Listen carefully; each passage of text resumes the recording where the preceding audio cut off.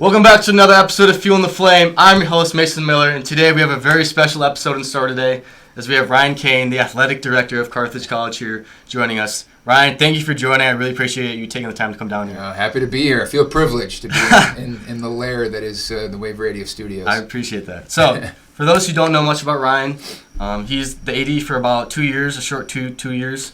He joined as the athletic director in 2022-2023 academic year. Previously, he was actually the Ripon College head men's basketball coach, and he started in 2012, and he was named the athletic director in 2019 over at that school.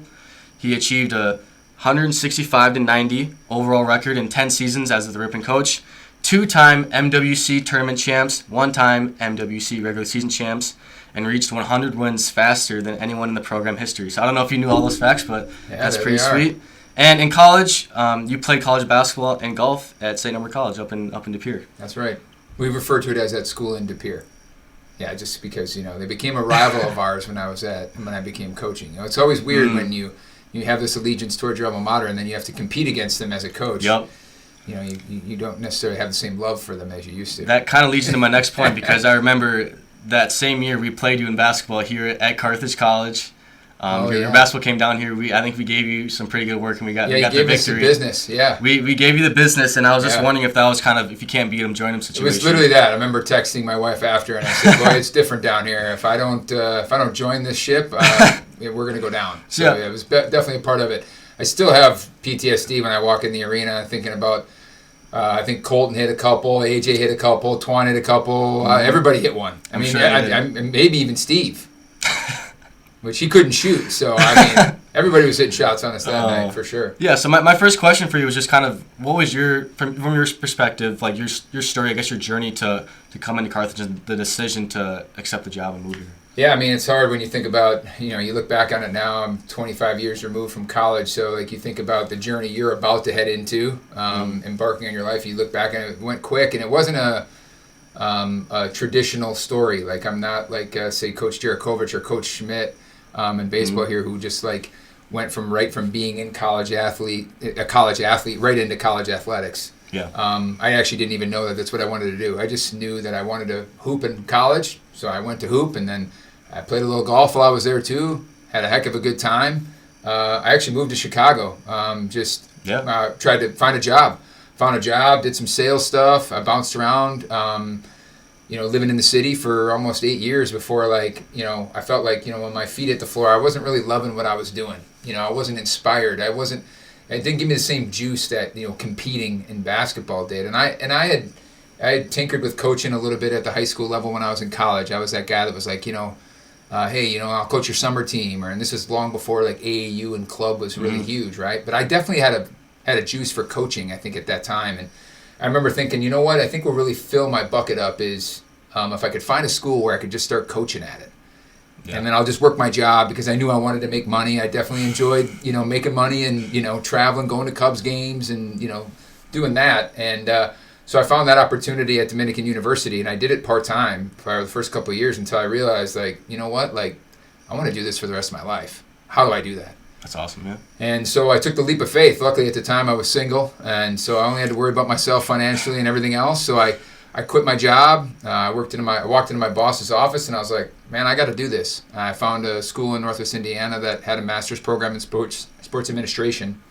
I did that for a couple of years while I also still worked at Dominican. And the goal, man, was just to be a small college basketball coach. I just knew that was my calling. I tinkered with the idea of maybe I'll go back and be a high school teacher and coach at the high school level, and there was too many barriers and honestly way too much money to come back to be a high school coach or a teacher.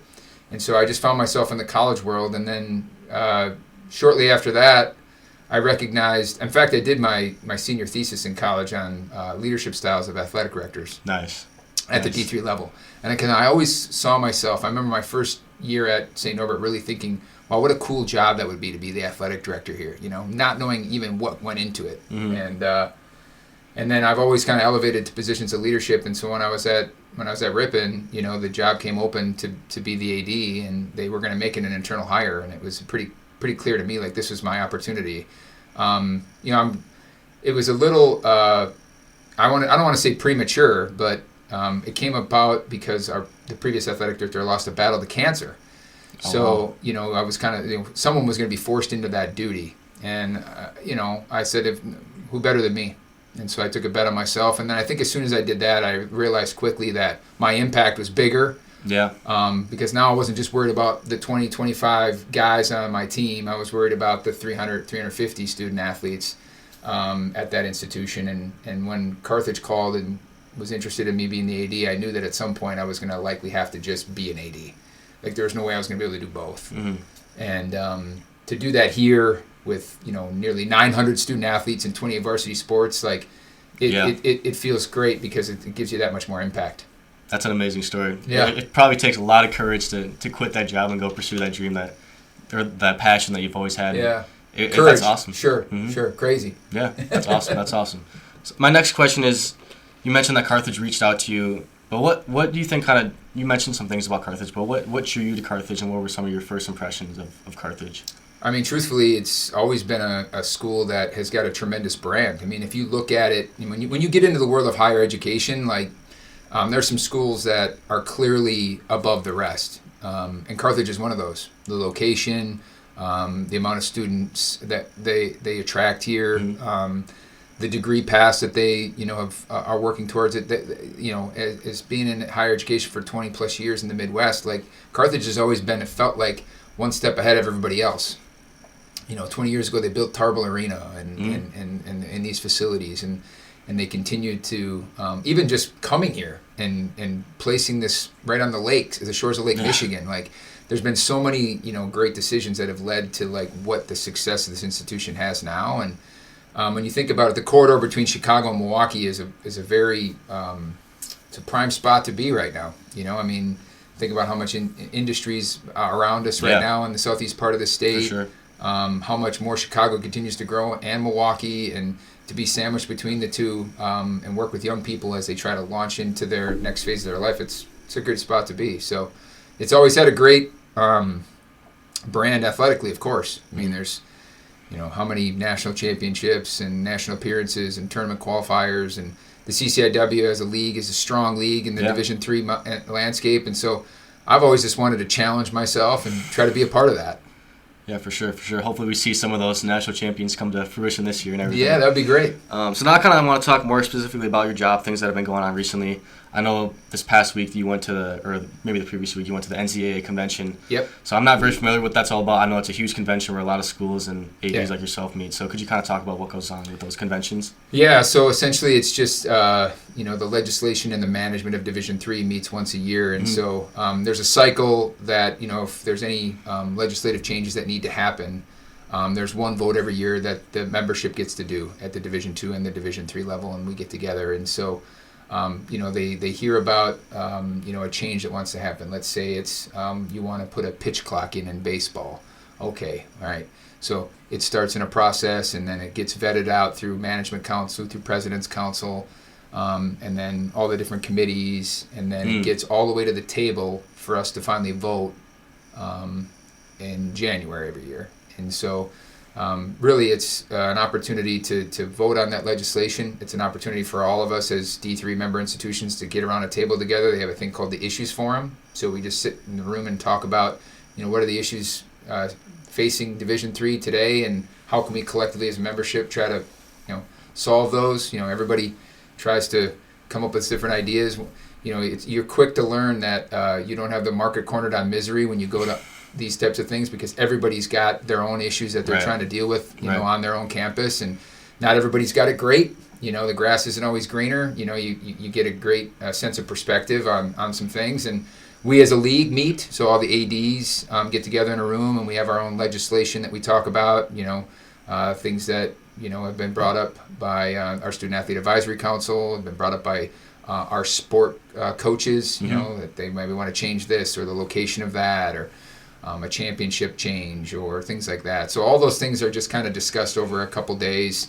And then they celebrate a lot of things. There's a lot of award winners, Women of the Year, LGBTQ awards,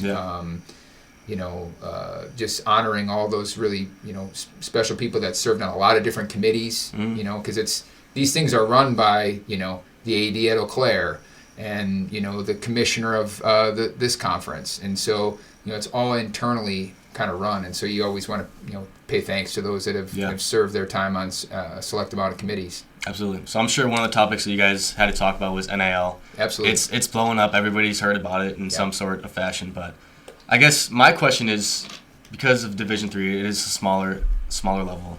Do you think there's a marketplace for NIL and Division III athletics? 100%. Yeah. In fact, the numbers bear to say that we actually, as Division III, as a membership, outpace Division II right now for the amount of money earned per student athlete.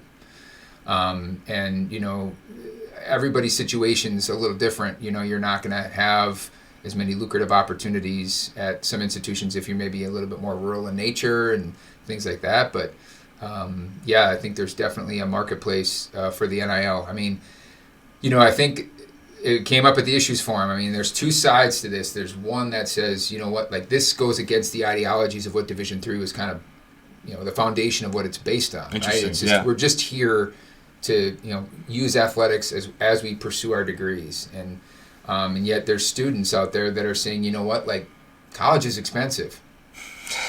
And, I don't have money to pay for it. And boy, if I could find a way to use my name, image, and likeness to help offset some of those costs to help. I mean, yeah. And I've been in your shoes. I know what an extra $100 a month would feel like in my pocket. I mean, to say that does not, you don't need Ohio State football $20 million type money, No. But boy, a few 3-figure checks could go a long way to kind of helping, make life a little bit less painful for some kids. And so, I think there's definitely opportunity for NIL. So you kind of mentioned some things about, there's an opportunity. What do you think it realistically looks like for someone at D3? What are things that they can be doing actively to boost their NIL and their market? Really it comes down to think about anybody that's an influencer in social media. I mean, most of them kind of came from nothing. They were just creative. They were someone that worked hard at it. And the problem is, to try to get the following necessary is pretty critical. I mean, doing things like you're doing, right? Getting views, getting the name of yourself out there and Carthage's name out there is pretty critical. And there's only so many hours in the day. And when you got to study and you got to go to class and you've got extracurriculars, whatever that may be, many of us that are student athletes, also are involved in other things. You still got to find a way to sleep. And so in there, you got to find a way to, say, I'm going to carve out some time to really create some interesting content for my social media so I get a better following.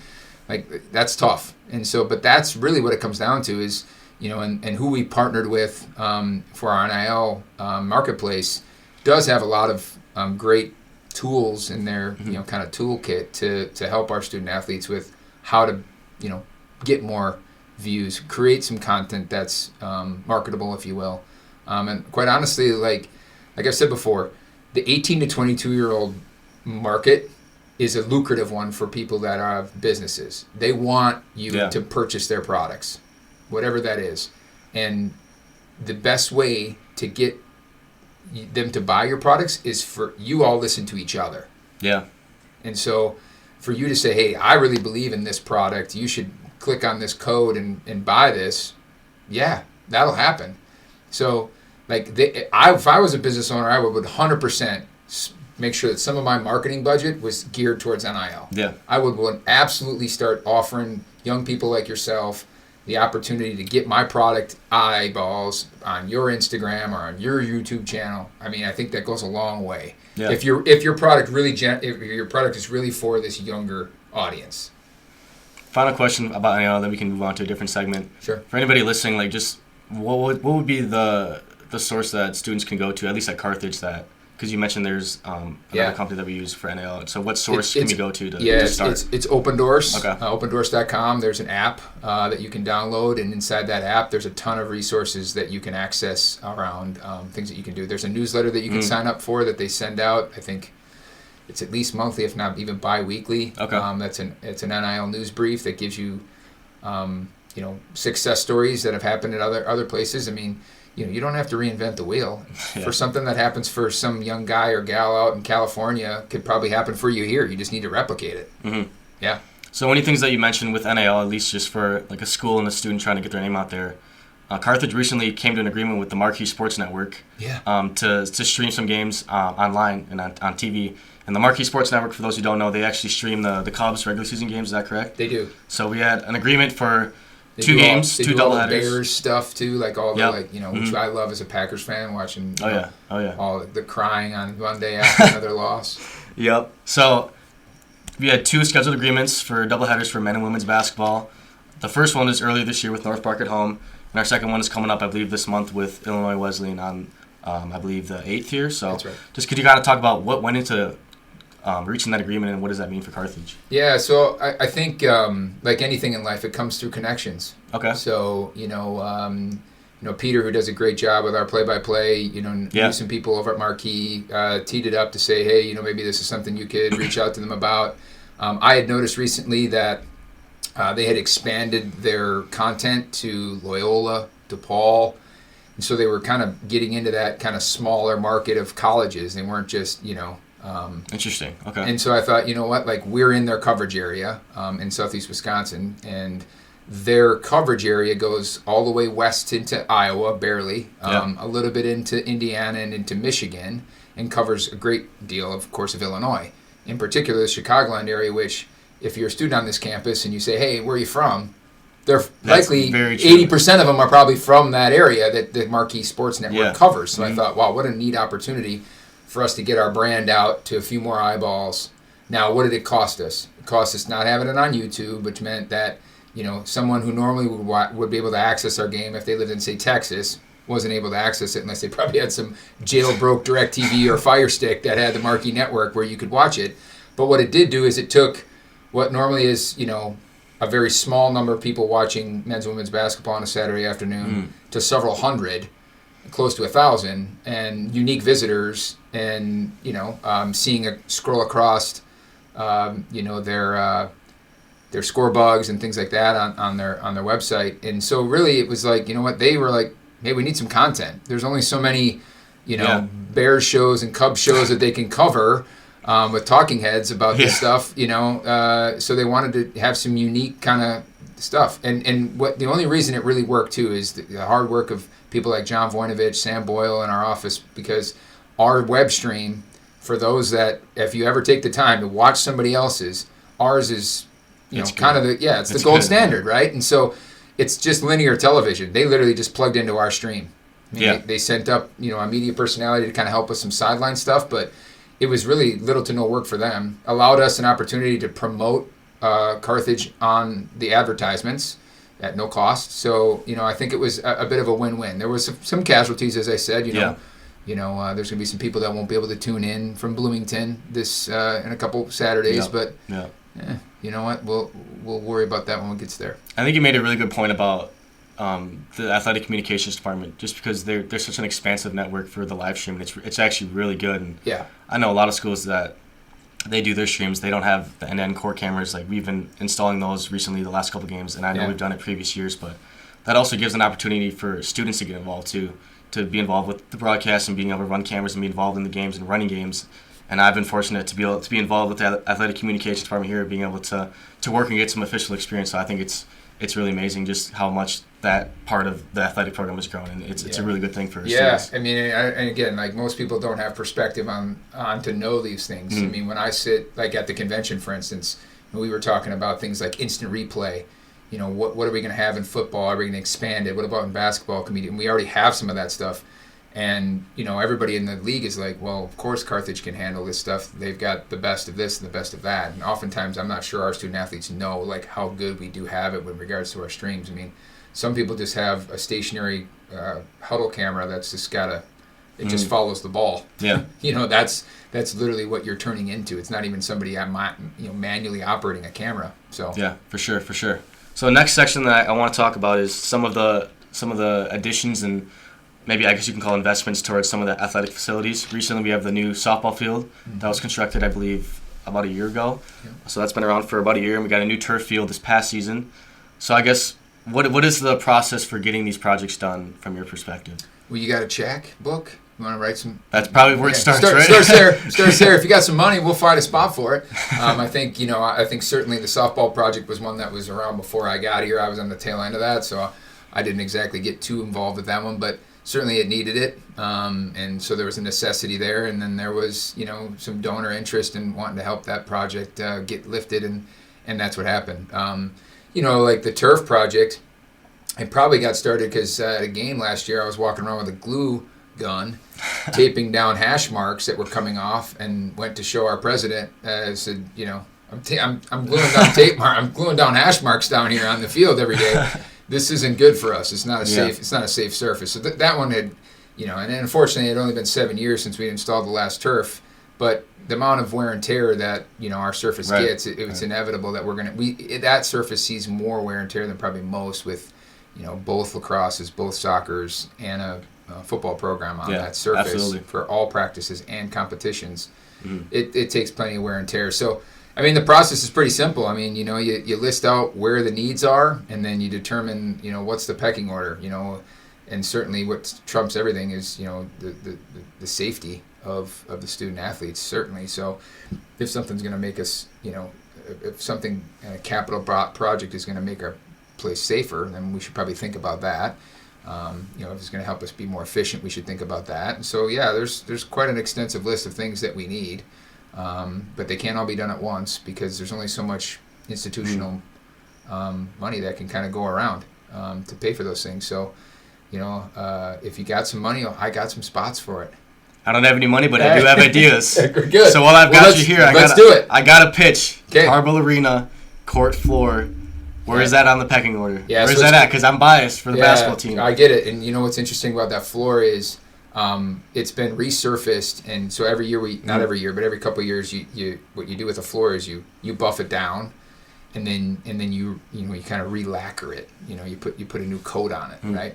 And we're to the point where you can't take any more wood off without having to actually redo the entire wood, which is a much bigger undertaking than just saying, okay, let's scrape off what's kind of wear and tear, and then put on a new coat of lacquer, if you will. Mm-hmm. And so we've kind of reached that point, and that floor has had some water on it too over the years. Has it? Yeah, okay. We get some rain. It can be up in Milwaukee. We see some flooding in the Tark. So so we always have our staff. We have a kind of a red alert that goes out whenever it's raining. It's like, all right, if you got anything on the floor downstairs in the Tark, make sure you get it off the floor because the water's going to be coming through there quick. So, it's definitely on the list. We need to resurface our tennis courts. We need to resurface the field house. We need to resurface the basketball. So all those things need to be done. And my guess is they'll all get done within the next 3 years. That's awesome. Yeah. I guess my next question was, what are the future plans or projects that are going to be coming up soon? And you mentioned those three from the next 3 years. Yeah, those for sure need to get taken care of. Our locker rooms need attention. There's no doubt about it. And fortunately, this building, the Tark was built, 20 years ago.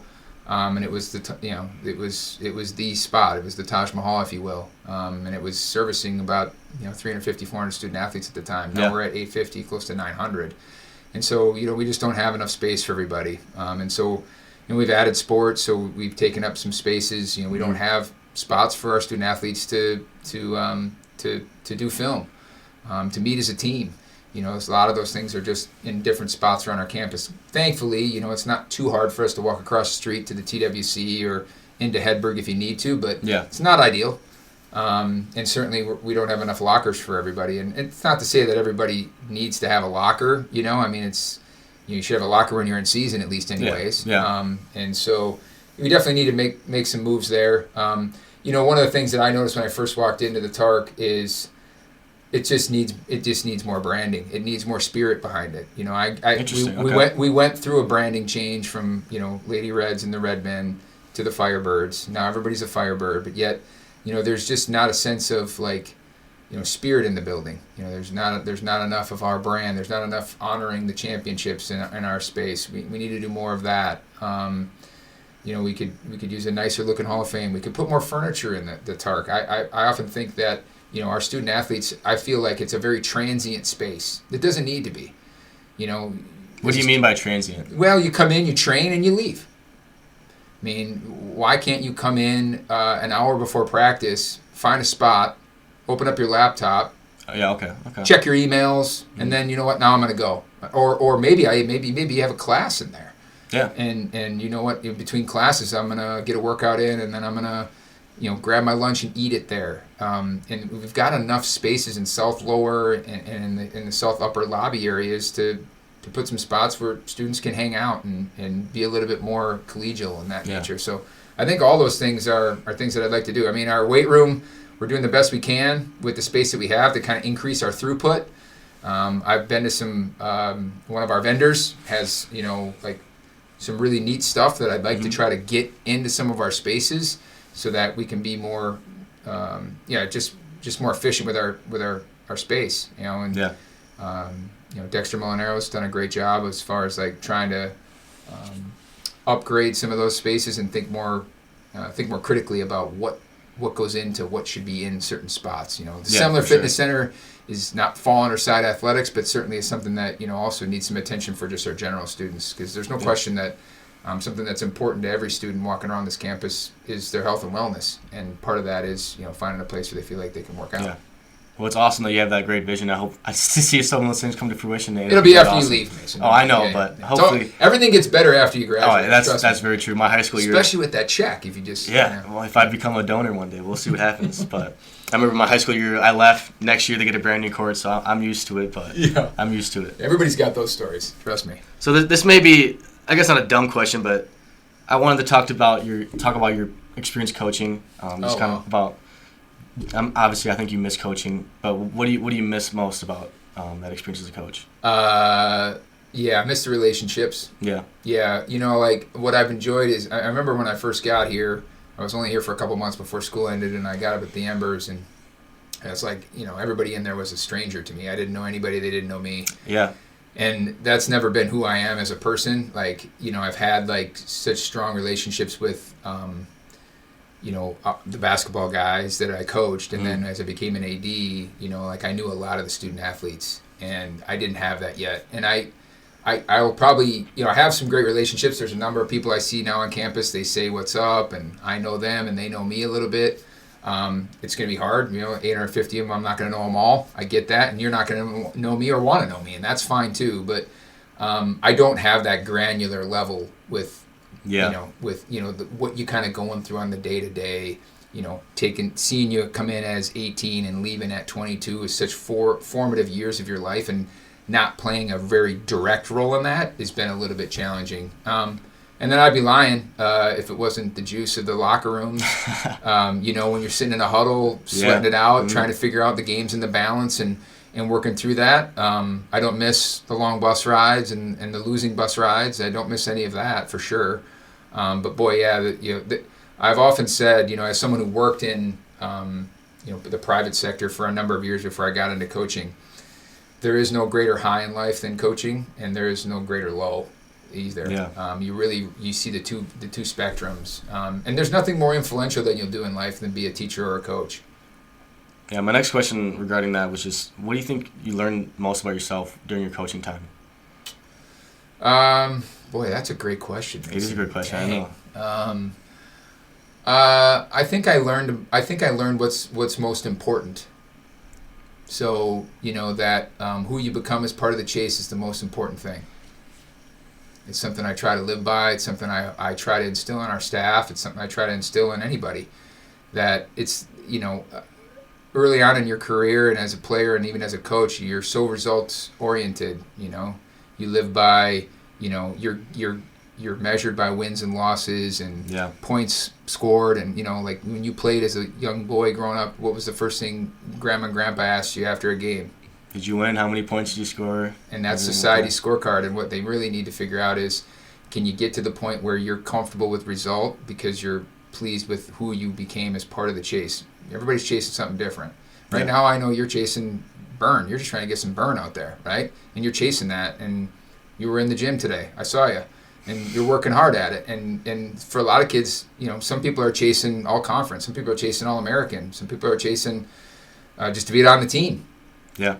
But who you become as part of that chase is the most important thing. And I felt like, I always wanted to make sure that I never did anything to try to chase a championship, which we were able to achieve, without compromising who you were becoming as you were trying to do that, right? Like, that for me, the culture, and it's such a buzzword, but the culture and why you do things, those things need to remain important. Not let's really just focus on, we need to get 20 more minutes in on this thing today, because otherwise we're not going to know whether they're out of bounds. That stuff's not that important, actually. Understanding what's going on with you right now and how we can emotionally get you to perform is probably more important than anything. I appreciate you sharing that. Yeah, of course.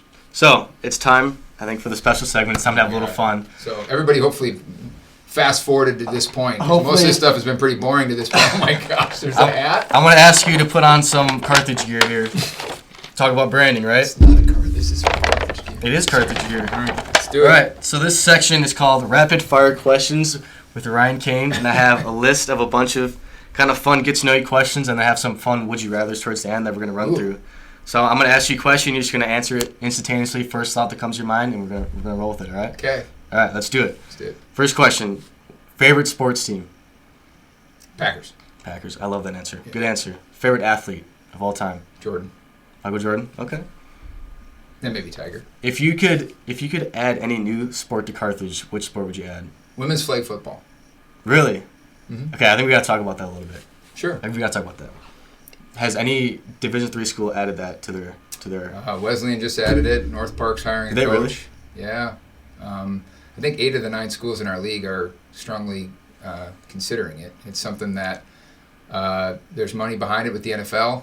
Yeah. The Bears, the Packers, they all have money to try to help. Illinois has a state championship already for. Give me an example. We have these events that happen, these recruiting events. And I was interacting with a young lady who was here, and she asked me if we had flag football, and I said, no, we currently do not, but I'm interested in it, and I'm trying to put it together. And she said, well, I just joined our team at my high school. And I said, how many girls are on the team? She said 60. Oh, my gosh. Are you serious? Yeah. So it's That is growing. awesome. That is awesome. It's growing quickly. The games are fun. You can play a couple of them in a day. It's almost like volleyball. They last maybe 90 minutes tops. 7-on-7, 70-yard field. It's awesome, and it's growing. And the South, it's huge. They already have it. Yeah, there's NAI schools have it. There's national championships for it. So there's definitely a groundswell of it. There's probably no less than 12 to 15 schools in the region of ADs I've spoken to that are either going to do it or are already in the plans of doing it. That is sweet. That is so cool. Yeah. I'm glad I asked that question. That's awesome. Me too. All right. Next question. Favorite food? Man, that's a tough one. Barbecue. Barbecue. Favorite candy? I'm a Charleston Chew guy. Charleston Chew. Yeah. Okay. So when I was recruiting on the road, my wife always used to keep me stocked in these. They were the little mini guys that you the movie theater one. Mm-hmm. So not the long Charleston Chew, that's the marshmallow chocolate guy, just the little guys, and I would just take a handful of them on my road trip when I was recruiting. Nice little memoir there. Yeah. Best dinner spot in Kenosha? Oh man, that's a tough one. I like to go to Church and Market. Okay. I've been there. Okay. I don't know if I've been to too many places, to be honest. I have little kids. I just make chicken nuggets at home, and I hunker down. I don't go to too many places in town. Is McDonald's still the go-to for the kids? Oh man, 100%. Yeah, Happy Meals. They don't even call it McDonald's. My girls call it Happy Meals. Can we go to Happy Meals? Okay. Interesting question. What is your spirit animal? Tiger. Tiger. Cats or dogs? Dog. Good. Got a big one. That is correct answer. Yeah. There is a wrong answer there. There absolutely. What was your first job that you had? What's interesting? I actually sold. I worked for a wholesale home furnishing place. Okay. It's hard to explain. Basically, it was if you bought a membership to this place, they would allow you to buy furniture at wholesale prices, but you had to pay it. And I would cold call people to have them come, set up an appointment, and I would explain to them what it is, and then I tried to close them on the membership. That was my first job in when I lived in Chicago. Okay. My first job out of college was I was a bartender in Green Bay. I used to bartender in the Packers games and stuff like that. Yeah. That's sweet. Yeah, That's yeah, sweet. yeah. That's sweet. Okay. Favorite superhero? That's interesting. I mean, the first one that popped in my mind was Superman. But Superman? yeah, does that count? I think so. New movie What about coming Luke out. Skywalker? Does he count? You can go with Luke Skywalker, Star Wars guy. I like that. Yeah. If you could pick any superpower, what would you pick? Hear other people's thoughts. It's a good one. It's a good one. Favorite musician or band? Cold War Kids. Cold War Kids. Yeah. I've never heard of them. Yeah. What's their genre? Kind of like an indie rock band. Yeah. Yeah. Okay. Yeah, Unique musical taste there. Yeah. Yeah. I'm kind of a little off the beaten path. Or you probably have heard them on a commercial or two over the years. Okay. Yeah. If you had to pick one karaoke song that you're gonna absolutely kill, what karaoke song are you picking? Man, I used to do Eddie Money. Anything Eddie Money was always good. 2 Tickets to Paradise, that type of stuff. Oh yeah. But the one that would get the kids going today would be if we did the Killers, Mr. Brightside. That always gets that gets people going too. That is a right? good one. Yeah. Biggest pet peeve. Boy, that is also a tough one. I guess I immediately went to sweeping the shed. So not picking up after yourself. Mm-hmm. That's a good one. That's a good one. Biggest phobia. Falling under the ice and drowning. Oh God. Could you imagine though? Like seriously. That is like scary. you fall through the ice and you can see it. You know how to swim. Mm-hmm. You can see it. Your body shuts down because you're freezing. I'm guessing you're not an ice fisher then? Yeah, no.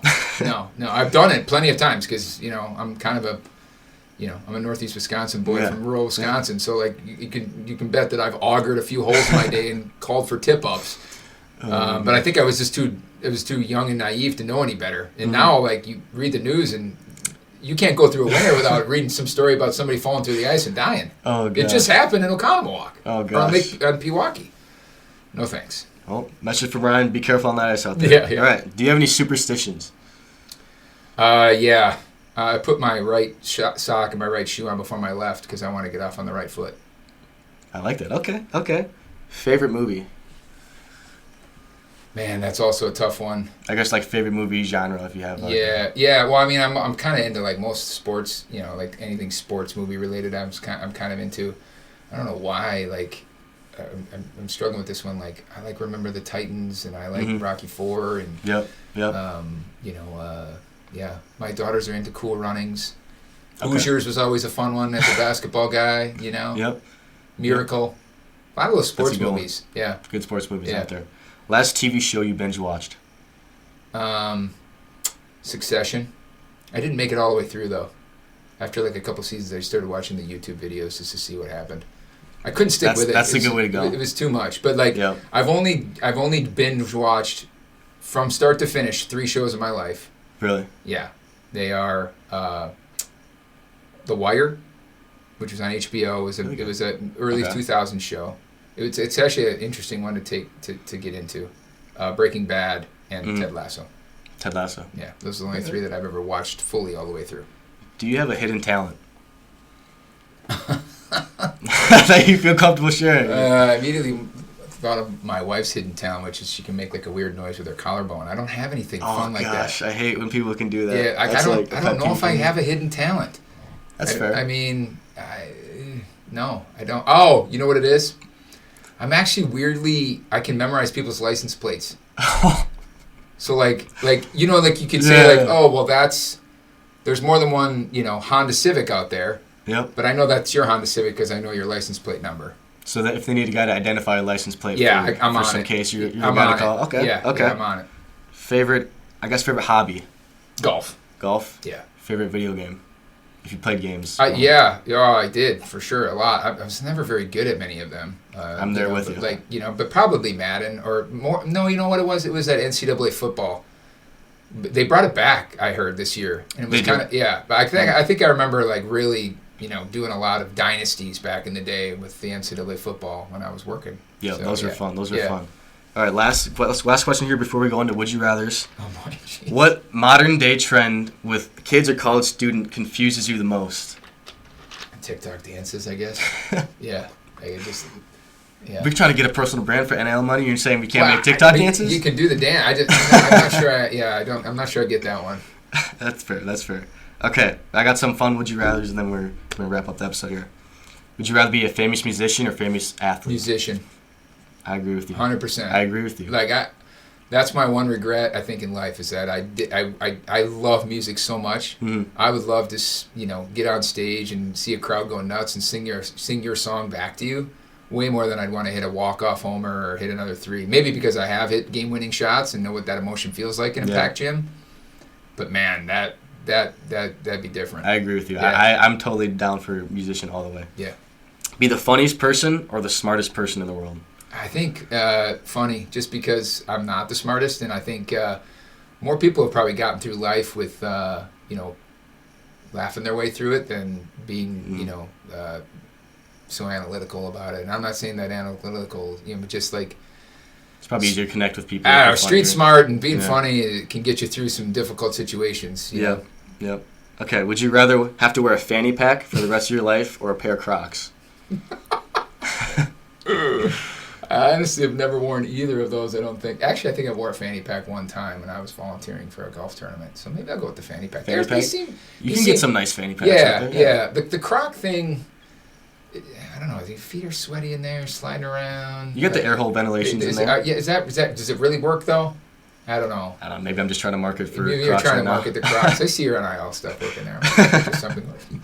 I'd stick with the fanny pack. Seems more functional. Yeah, I agree. Okay, would you rather spend the day wearing wet socks or have a corn kernel stuck in your teeth? Oh God, that's a good one. Both brutal. Yeah, Brutal both answers. brutal. I'll stomach it out with the wet socks. Okay. That corn kernel's got to come out. Yeah. I mean, and You're you bugging got all day. and you're like, your fingernail doesn't work, and the credit card doesn't work, and then someone walks by and sees you digging your at teeth, and it, you're like, it oh looks even my worse. gosh. Yep. Whereas, like, I can probably mentally gut out the fact that I'm uncomfortable with my feet, but I'm gonna be all right. Okay, I love this next question. Would you rather sing the national anthem before the Super Bowl or box prime Muhammad Ali on national television? I just sing the national anthem. It's less painful. You just belt it out? Yeah, I just get into it. Like, just go to that place. Just close your eyes. Go to that safe space, and then open them up and be like, oh, I guess I was in front of a few million people, rather than just get lit up by Muhammad Ali. And then, I'll have to pay for it forever. That's a good answer. Yeah. Okay, another interesting one. They both last probably about the same. I could probably last about a minute and a half with Muhammad Ali in the ring. But maybe. If he's going full court, do you think you can get a shot at Muhammad? Well, I mean, I don't know if I'd get one shot, but he'd probably hit me at the same time. So, yeah. Like that scene in Rocky 3. They hit each other at the same time. Okay, Carthage related, would you rather? Okay. Right now, would you rather have to suit up and play a game as defensive tackle for Carthage football or do flips and twists off the high dive for the Carthage diving team? I mean, as long as we're not playing North Central, I'd probably do the football one. Yeah. If it was North Central, you're going high dive? Probably. I don't want to try to get around those guys. Some big linemen out there. I don't know if I could do a flipper or anything. It'd be pretty. If I knew how to, if you gave me the skill to do the flips, I'd probably do that. That'd be kind of cool. But I think once you put the Speedo on, you'll know what to do. With it. yeah, no doubt. It just kind of comes over you. I can imagine that. Just like this hat. When I put this hat on, it transforms you. Yeah. Last, would you rather? Would you rather perform at a Carthage game as a Carthage Red Hot or as Ember the Firebird? Ember, let's go. Ember all the way. Yeah, high-fiving people, and you're not allowed to talk to anybody. That's the weird thing about mascots that I wasn't aware until I got kind of into that world. Like, you're not allowed to say, like, you can talk to them, but they can't say anything back to you. So you don't have to talk to anybody. You just high fives, hugging it out with people. So you're bringing the energy? But yeah, bringing the juice for sure. Juice. Yeah, I'm underneath the basket, flapping the arms. Let's go. Yeah. Can't confirm or deny, but next time you see Ember, it might be Ryan. You never know. I mean, we might be I have out there. access to the suit. I could get in there. I think it fits me too. I think I'm at that perfect height. So. Well, that's all I got for today's episode. I don't know if there's anything that you want to end on or share with everybody watching, but no, other than shout out Mason. Great job. This is something that you tried to pull off, and I think it's great. As I said before, birds support birds. Yeah. As I've tried to get champion around here, and this is a prime example of that. You're trying to get notoriety to a number of our sports programs, and we are our best proponents of our own brand. If we expect somebody else to, talk about the men's basketball program, they're not going to do it. You guys got to do it, and you've got to ask questions about whatever sports here. So you can't be too proud of that, and we got to support each other. it's a small little network we have here. So kudos to you. Yeah, thank you. Appreciate that. Yep. So everybody listening, I hope you guys are looking forward to everything that we have planned within the athletic department. This has been a great episode. I really appreciate your time, Ryan. And stay tuned for future episodes. And thank you for listening to Fueling the Flame. And we'll see you next time. Peace.